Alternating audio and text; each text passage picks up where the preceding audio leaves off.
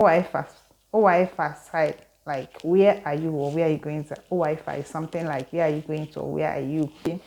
It's not easy. It hasn't been easy. It's still not easy. No one, absolutely no one can close the door that God has open for you. Hey guys, welcome back to the channel. Thank you so much for your support. Thank you guys, thank you so much for your support on this channel. I don't take it for granted. If this is your first time here, you are welcome. My name is Amarachi. Welcome to my channel. So in today's video, I'm going to share with you guys the challenges I face in Ghana as a Nigerian living here. Of course, everybody knows leaving your country to start a living in another country, there are supposed to be, or there seems to be, challenges that you will face as a foreigner. Yeah, everything, it depends on how big these challenges are, or how acceptable they are, or yeah, if it's something you can cope with, if it's something you cannot cope with.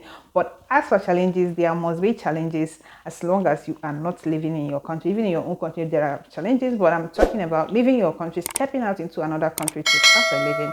There must be challenges. So on today's video, I'm going to be talking about the challenges I faced like as a Nigerian living here. So today I'm going to start, there are a lot, but I'm just going to start from, okay, let me start the personal challenges that I face before going to business areas, employment, and the rest of them. So today I'm going to start with the language. Oh my God.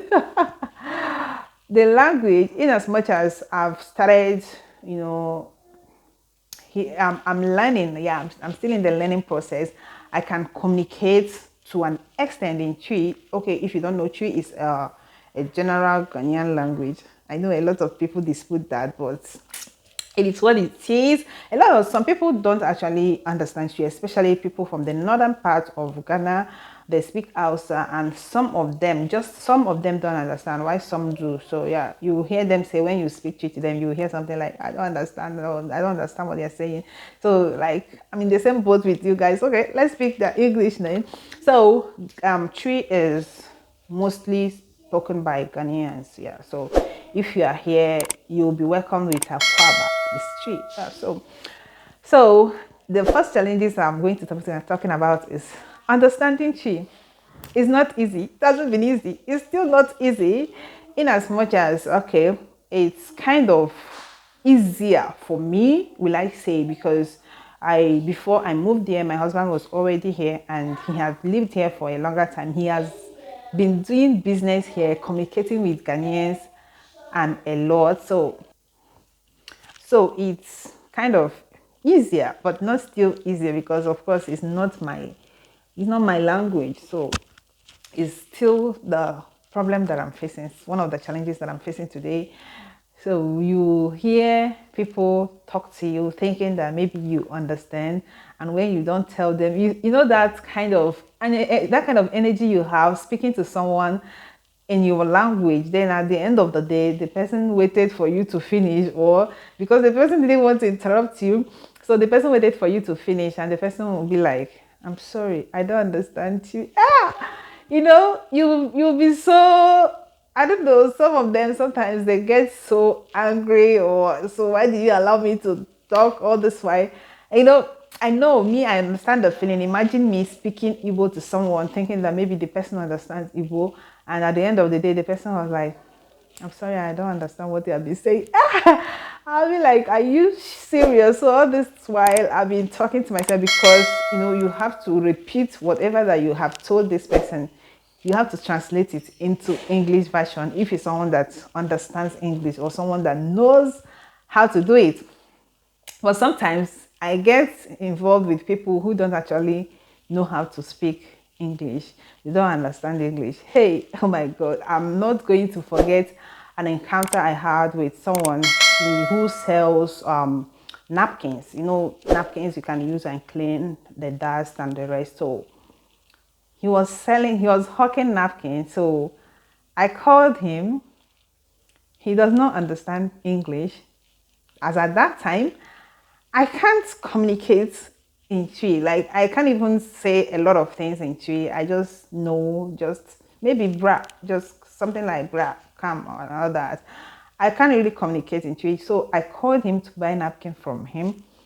And when he came, something led to each other, and I needed to say something. And we are just standing there. He said, Minti Brofu. Me, I'm like, I don't understand you. And he was like, Minti Brofu. Minti Brofu means I don't understand English. And me, I'm like, I don't understand you. He said, hey. He was like, hey, so how are we going to do? So at the end of the day, we resorted to using sign language. It's my sister, my brother. That's the only option. We are using sign. Give me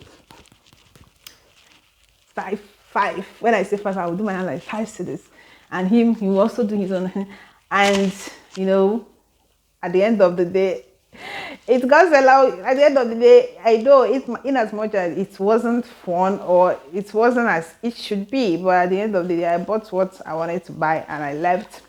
I had a lot of encounters, like funny ones, annoying ones, the ones that you once you say that, oh, I don't understand you, they will frown at you, and you know, because they kind of expected you to understand. But something that people don't know is there are foreigners here and we don't understand. We are taking it one step at a time. And you point at maybe cucumber, this one, and then at the end of the day, the person started speaking to you for you and you don't understand, and she'll be like, so all this while I've been wasting my time, so you don't really understand what I've been saying. So who have I been communicating with? So that's my number one challenges that I face, personal challenges.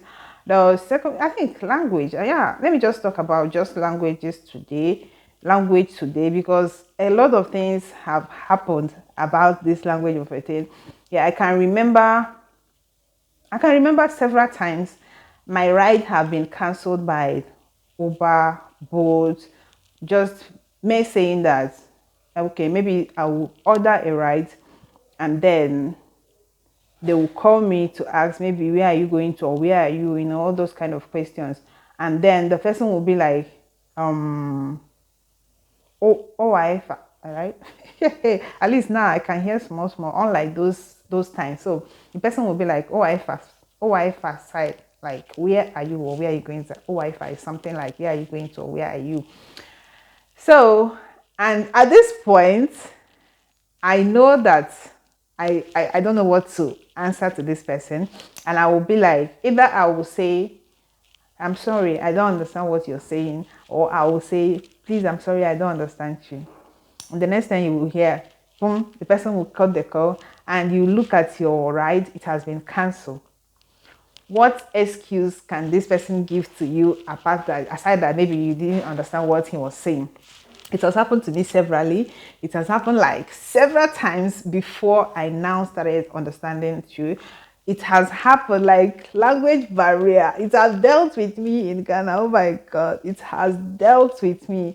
You know, I see the language that you don't understand, you are like a fool. I'm sorry to say, but you are like a fool to those people, because you will be in the midst of people trying to sell you out. You're in the midst of people talking shit about you, but you cannot hear, like, you can't hear anything.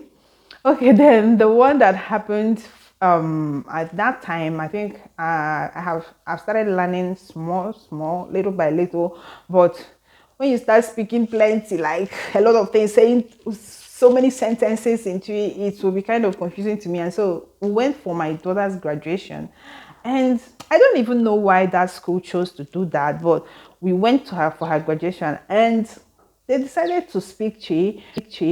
They know that they have other maybe Nigerian parents or some other guardians, people from other countries in that school. But you know, the way Ghanaians love their language and all that, they started using Chi for introduction, everything. If they choose, just speaking their language. And I think I made a short video on that. I was just staying like this throughout that. I was just like this watching them.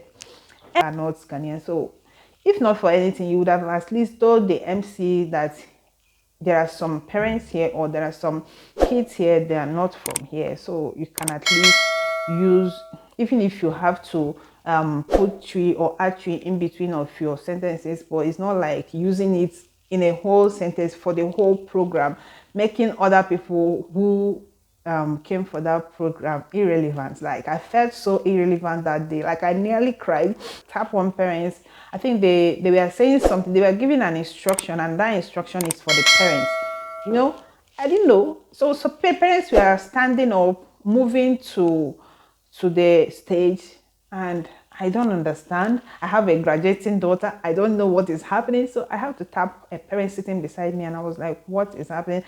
That was when he told me that, is your kids among the people graduating? And I said, yes. He said, they are calling you people to come to the stage. And I'm like, as in, that was so embarrassing, the most embarrassing moment of my life. Like, I was,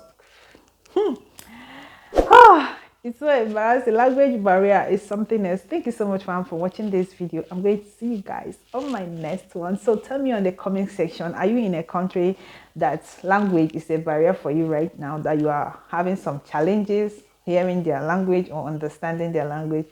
Let's meet each other at the comment section. See you again on my next one. I love you all. Bye. See you again on my next one. Easy, I'm here.